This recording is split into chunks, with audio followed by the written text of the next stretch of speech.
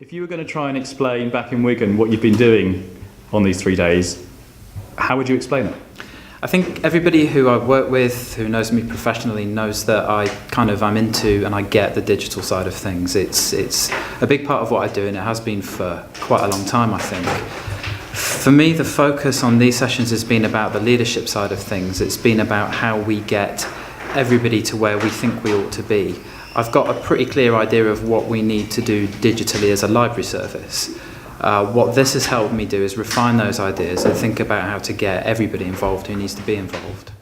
In Norfolk, we do have Wi-Fi in all our libraries, but what we have is a capacity issue in terms of how many people can log on at once to the Wi-Fi.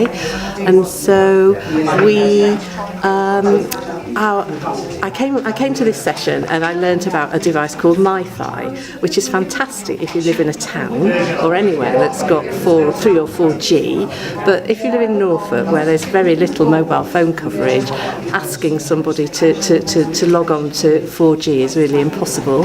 And so they said, "Oh, it'll never work. It'll never work." So then what we did, or what I did, was say, well, okay, if mobile phone doesn't work, well, what about ordinary phone, and can we use existing technology to make our Wi-Fi better? And so what we did was I did some research, because our IT people wouldn't, and I found that you can plug in an extra device into your Wi-Fi, and so we meshed 2 Wi-Fi devices to enable our capacity to increase.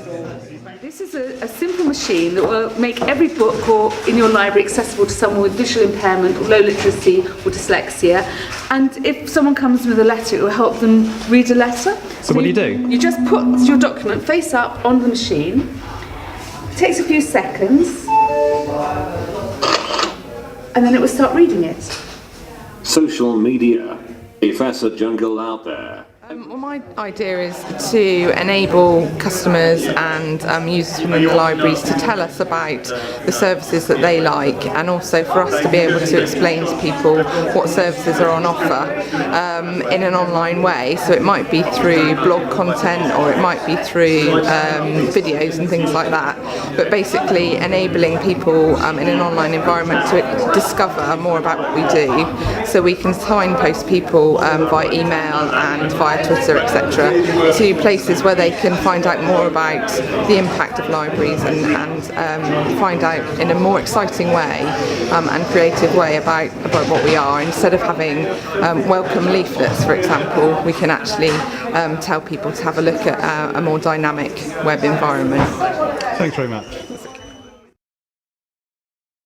Well, a couple of weeks ago I had to do a presentation to our Directorate Senior Management team about what we've achieved in our service over the last year and plans for the future. And I think prior to coming on the course, I would probably have just done quite a boring traditional PowerPoint, but inspired by some of the techniques that you've used, I built in things like some video links, and it really brought the presentation to life. I got a fantastic reception, and one of the conversations that we had as a result of that meeting was a discussion about how we could develop mobile Wi-Fi in Sunderland as well. So that was really good. I've been along to Sunderland University and had a chat with the person who's running the North East Fab Lab initiative, and said that our library service wants to be in there as part of that as well.